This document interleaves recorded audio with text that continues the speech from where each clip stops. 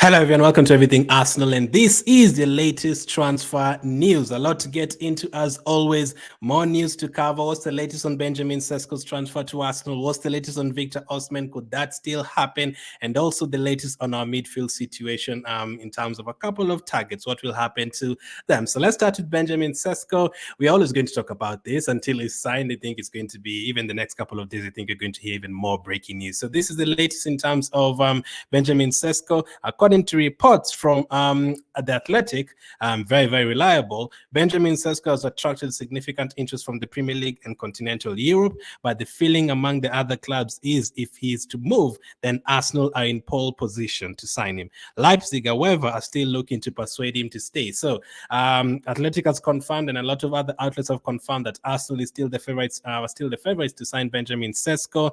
He has a 65 million euro release clause that will be around 55 million pounds. And if Arsenal want to get it done, we are the ones who are going to get it done ahead of the other teams. I'm not really worried about Chelsea wanting Sesko or United wanting Sesko or teams like that. I'm not these days. I'm not fast at all. Like, I was very confident of Arsenal getting Declan Rice ahead of Man City, and since then I realized, listen, I think Edu and Etta usually sell this project quite well, and a lot of players would want to join us ahead of other teams. So I'm never really worried. The only thing that might make Sesko not join Arsenal is if Arsenal don't really want him. That's the only way. Maybe if Arsenal have decided, listen, it's Osimhen, if Arsenal have decided, it could be a third striker. Because remember, at the end of last season, we thought you're going to get players like Caicedo and maybe Alavi, and then boom, from out of nowhere, it was Declan Rice who was being linked to Arsenal, and he was the main target, and Arsenal ahead in that trade. So that could be the same case here. You might hear tomorrow, you know what, Arsenal actually left Sesko and forgot about Osimhen, and they've gone for Gyökeres. You never know. Things like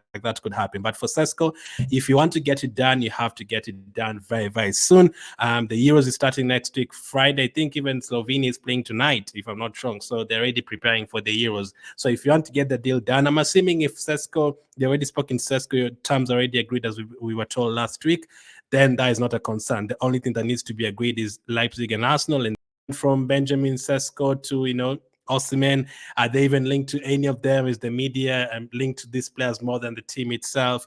Are they really looking for a striker at first, or are they looking for midfielder first, or left back first, winger first? It's very difficult to predict. But if we want to get this deal done, we have to get it done this week. It's already Tuesday, because after he goes to the Euros, especially if they go through from the group stage, his release clause now changes. Now, I think Leipzig do not want to sell him right now. They don't want him to go right now because maybe they want to sell him, but they don't want to let him go for that 55 million euros. That could have been a mistake on their side, putting that 55 million pound release clause in his contract. They should have left it like that, because if someone is buying Sesko today, I think they would ask for 80 or 85 million. So for Leipzig, they don't really want to sell the player right now. They don't want him to go for that 55 million euro. The only thing that can make him leave immediately is if Sesko pushes it and he's like, no, I want to go right now. Is it Arsenal that want me? Is it Chelsea that want me? I want to go right now. Let me go. They've paid the release clause. Let me go. But if Leipzig and Sesko agree that, listen, if I've done well for you guys, you've really helped me, I'm going to push it up until past June so that you guys get a good fee for me.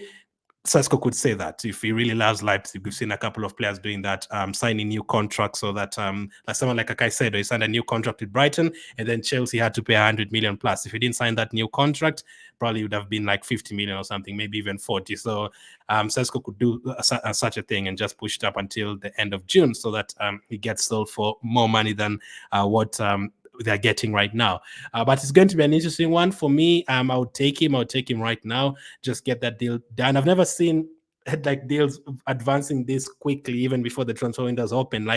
There's a lot of pressure ready to get the deals done, and the transfer window is not even open right now. Players are on holiday. Others are preparing for the Euros, Copa America. The managers and the coaches and the board members, people are on holiday, enjoying themselves for a couple of weeks. The Premier League only ended 3 weeks ago, and in terms of the season, the Champions League just ended a couple of days ago. So people are just finishing the season off, and already talking about the transfer window. But for players with release clauses and players who you might feel like after late in the transfer window they might have other links, because I'm pretty sure if Sesko right now after June, If Sesko is still available, I wouldn't be surprised if Bayern Munich want him. I'd not be surprised if a team like, Tottenham want him all of a sudden. All of those teams could want him. But I think it feels like he fits into a project, more into our style of play, more in terms of age, in terms of, versatility, playing at center strike and maybe left side of the pitch as well. He can get you goals and stuff like that. We went through what he's done this year in terms from January. If you look at his numbers, scored in almost every single game. And for me, that is what I'm looking for.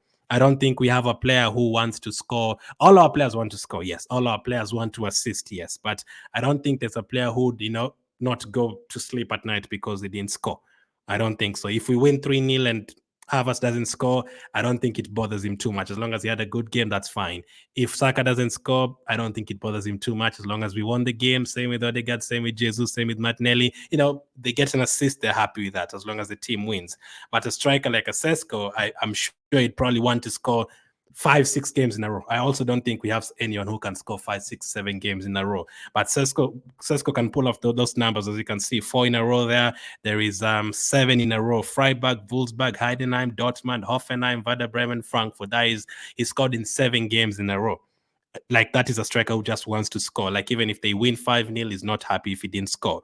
And basically in all those 13 games, he got an attacking return. That is 11 goals and 2 assists. Those are incredible numbers. Not finishing a game without an attacking return, none of them. That was from January to May. He got an attacking return in every single game. As Fabrizio says on the left, 11 goals, 2 assists in 13 games, all in separate games. So he can score. He wants to score goals. You can argue, some people say now, which teams he is scoring against. I don't think these teams are bad. Stuttgart finished second. He scored against Bayern Munich. He scored against Dortmund. He scored against Frankfurt. Like, these are good teams, teams that play in the Champions League, teams that play in the Europa League. These are good teams that he scored against. So if he can bring that record to Arsenal, a player who just wants to score. If he's not scoring, he's not happy, just wants to score goals, I am totally happy with that. But if you want to get him through the door, we have to do it very soon. We have to do it this week. Because if it carries on, unless the player, I wouldn't imagine the player or the team wants the player to be distracted during the Euros, I think they would want to get it done right now. I think I also had someone say, one journalist saying that Sesko himself, Leipzig themselves, and Arsenal, they all want the situation to be sorted out quickly. Leipzig want to know if are we keeping you until the end of June so that you can get more money. Sesko wants to know where he's going to be before the Euros. Arsenal want to know whether they're going to be looking for the transfer targets, so they've already gotten Sesko through the door. So we need to do it quickly. Now, if it's not Sesko, we all know the other transfer target, the other guy on the left side, Victor Osimhen. A surprise one going into this transfer window. I didn't actually expect us to be linked to Osimhen or Sesko. I thought it was going to be, Gyökeres. I thought you were going to be linked to Isaac, as we knew. Maybe we start hearing things on Tony again. I thought those were the strikers we're going to be linked to, not actually these two, because Sesko just came this transfer window, and for Osimhen, I thought he was going to go to a PSG or a Chelsea, and that would be that because of the money. I just knew we weren't going to get him, but it looks like Arsenal are the only team. Arsenal are the favorites to sign him, just like Benjamin Sesko, which is quite insane. So, according to reports from Italy, there is only Arsenal for Victor Osimhen, but they are far from the release clause. So we are nowhere near in terms of paying that money. I'm not surprised with that. But in terms of teams wanting him, it's only us. Now, why is Arsenal the only team that currently wants Victor Osimhen? Yeah, I'd like to believe it's not because he's not a good player. He's a very good player. He's a good striker. He will score goals. He'll probably get you 20 plus goals. It has to be the money. That is the only reason. It has to be the money. It's the transfer window. It's not even opened yet. People are trying to get their finances sorted out in terms of FFP and things like that. People are trying to get some deals, players outgoing and getting some money in. And that Osimhen money is too much. 130 million euros. That's too much. That's why you don't just say just pay it. There's a reason there's no team that is there at the moment. It's only Arsenal. Now, if Arsenal want to pay that money and not buy any other player and just buy Osimhen, he's right there for you. You'll get him for that money. I don't think there'll be too much negotiations apart from his wages. He'll also probably ask for 250,000 or 20,000 per week. So you'll have to basically break the bank to get Osimhen in the team. And as we already said, not only that, you'll also need to, on top of that, change the style of play to fit Osimhen into your team. I don't think he's going to come and fit into our team right away. If that's the way, if the the plan is for him to change his style for us, that will take time, because that team is well drilled. The way you see us playing, the passes, the moves, the players moving to different positions, the pressing, you'll have to be well drilled. I don't think you can come into this team, sign today, and then you play tomorrow.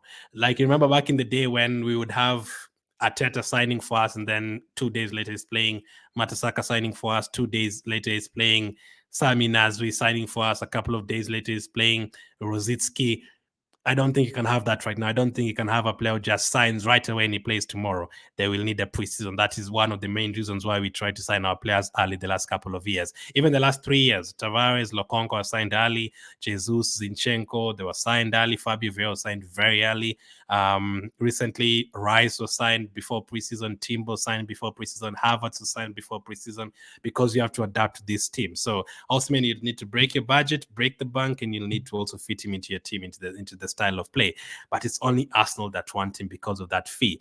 Now, that fee is that way, that release clause, because he signed a new contract. If Osimhen hadn't signed a new contract and he was going for like 60, 70 million, believe me, you'd have like 15 teams wanting him right now. You'd have Juventus and Inter Milan in the Serie A wanting him. You'd hear Arsenal, you'd want Chelsea are ready to pay the 70 million. You'd probably hear Liverpool want him, maybe even a Man Steven if they have Haaland, who knows? You'd hear, I'm sure, a team like Bayern want him. You'd hear maybe Real Madrid want him. I even thought maybe if Mbappe didn't go to Real Madrid, maybe Osimhen would have been the guy to go there as a striker, really enjoy himself there.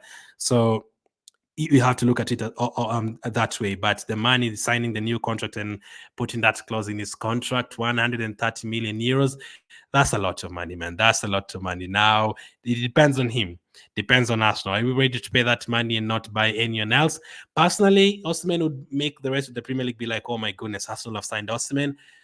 But I'm still thinking like, okay, you get one player for 130 million euros and then you don't sign a midfielder, you don't sign a winger, you don't sign a defender. Personally, for me, I still want a midfielder first and then a striker. So if you offer me right now, you get Sesko and then you forget about Osimhen, and then you also get a midfielder like Douglas Luiz, and then you get a proper extra defender or a proper winger like Olise. That is the option I'd go for. You go for like 3-4 players. But if you bring in someone like Osimhen, it could completely change your game. It could now even make you contenders for Champions League. I agree with that. But you have to really balance your finances in terms of the wages as well.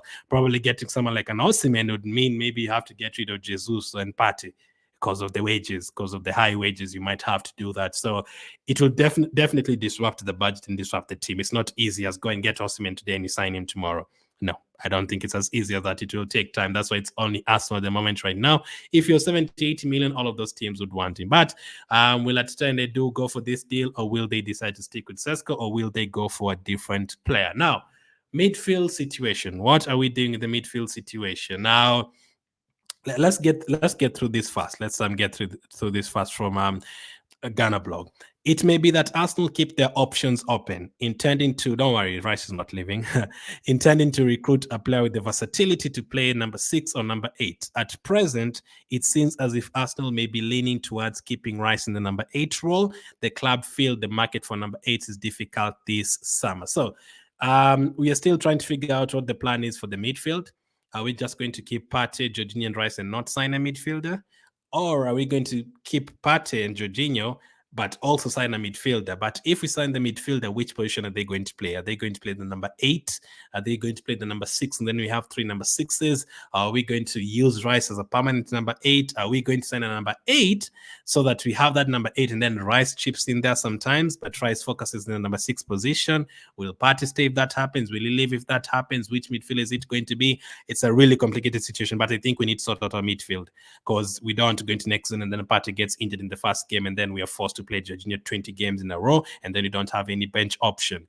Jorginho, I'm happy with him starting games here and there. It's been very good for us. But in terms of having a bench option, I'd be very happy if, we have someone starting and then Jorginho coming off the bench to control the game. I'd be very happy with that. But having Jorginho starting every single game, and then you look at the bench, you don't have any midfielders, that is a concern. So it depends on what they're looking for. Personally, for me, I'm happy with Rice playing as a number 8. Keep Partey and Jorginho as number 6, and then get someone else like a Rice who can play 6 or 8. Now, it's very unlikely to be Bruno Guimaraes at 100 million, just like Osimhen. You'd have to, that's too much money. Douglas Luiz has been linked to Arsenal with the earlier video today. Make sure to check it out. We talked about Douglas Luiz, and also yesterday's live stream. Douglas Luiz is a player I like. If I had to have like 5 signings from the Premier League, I'd probably have him in that list. He was part of my dream signings video, so I like him at Arsenal. But one player we were linked to was Joao Neves. But what's the latest on him? This is the latest, and it's not looking good in terms of Joao Neves. According to Fabrizio Romano, Benfica won't negotiate for Joao Neves this summer. 120 million release clause, 120 million euro release clause, or nothing. Arsenal are one of the teams that have scouted him for months. So he's very young. 120 million euros. Nah, I don't even think anyone would pay that. I think he's going to end up staying there, or they'd have to take that price down and cancel the release clause and sell him for like 70 or something.